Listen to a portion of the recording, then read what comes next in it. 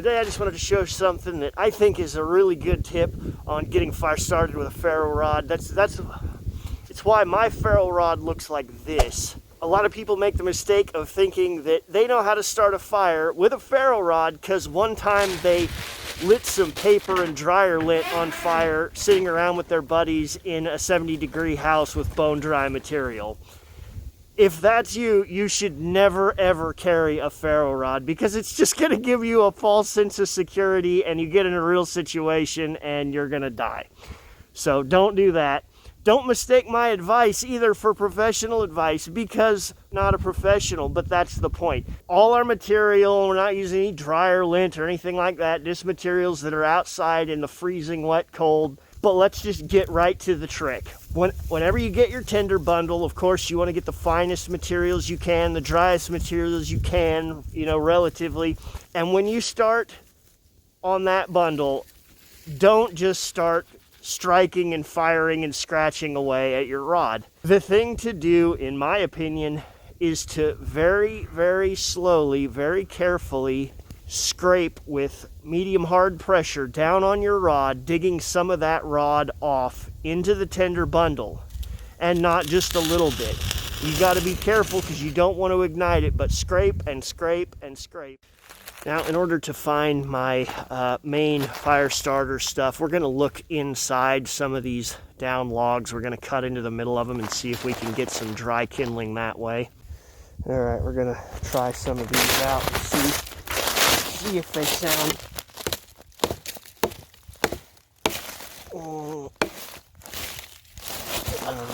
maybe there's a little bigger one over here.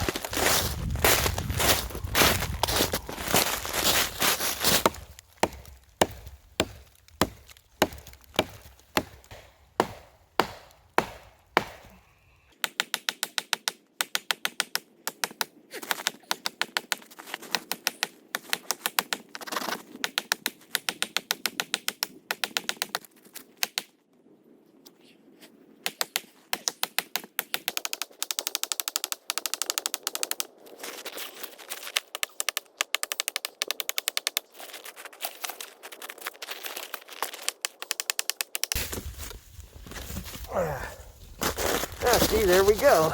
Like 20 minutes later and 1,000 chops.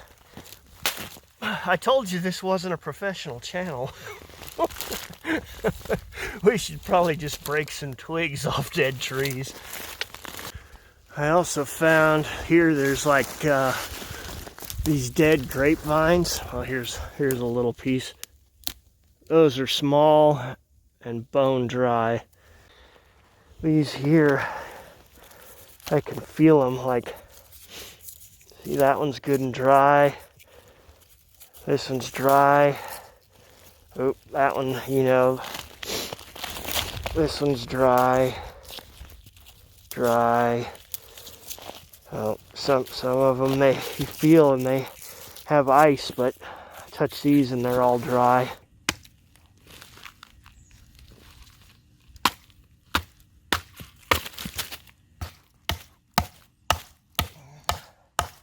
My idea is just to make that so I can put my tinder bundle there and still be able to blow under it. Cedar. For my actual kindling, I got super dry, dead grapevines there. And then for the actual bird's nest thing, I got those pieces of grass that I was feeling everyone to see if they were icy. That's the finest tinder I could come up with, so hopefully that's good enough. Under that, I'm just gonna put like a leaf or something to catch the pile of the ferro rod shavings that I'm planning to whittle in there.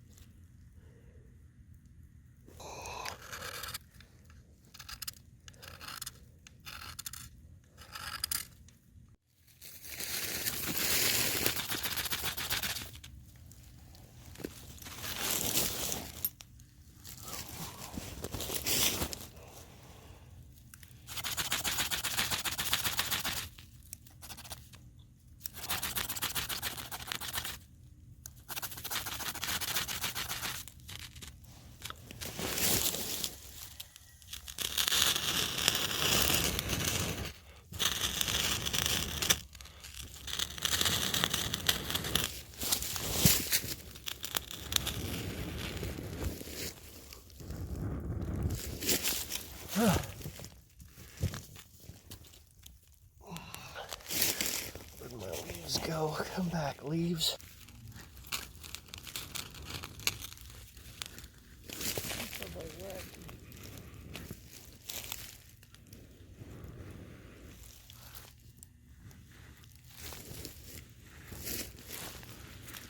Now it looks like the leaves were a mistake. Ah, well, we were close. There we go.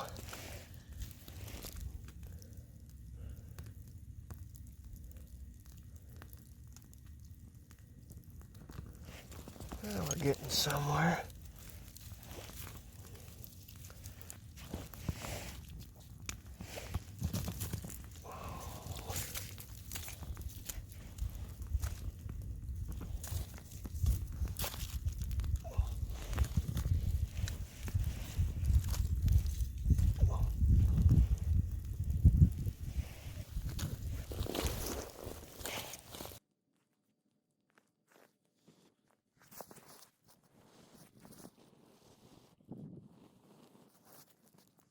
Branches, dead dry ones are definitely the stuff.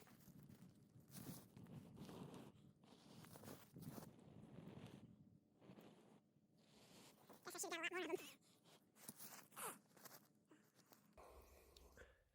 Okay, it's a different day now because my phone battery died, and ultimately the fire I made failed anyway because even though I got those big flames, when I went to go from medium-sized tinder to my sticks, I didn't have enough medium tender, and so after a couple minutes, it, just died.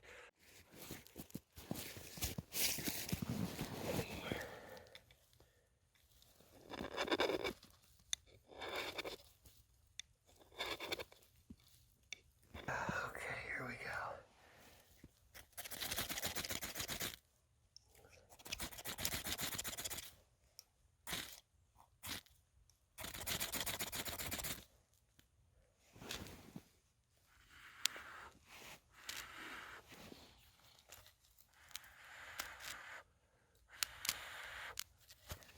Hear them sizzling in there.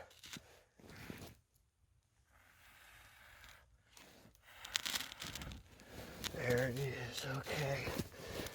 Come on, keep her going, keep her going.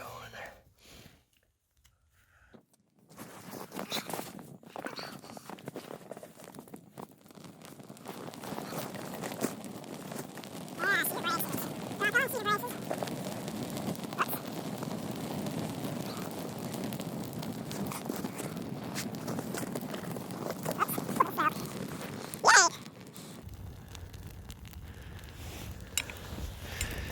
I'm gonna call that one a success.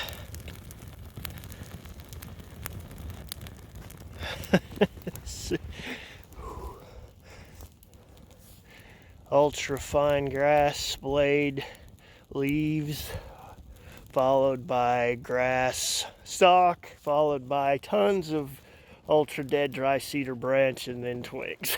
What's the combination? Now, I feel like that I've really benefited from these tips from me. If you feel like you've benefited, maybe you could set fire to the like button. As always, guys, super thanks for watching and good lucks.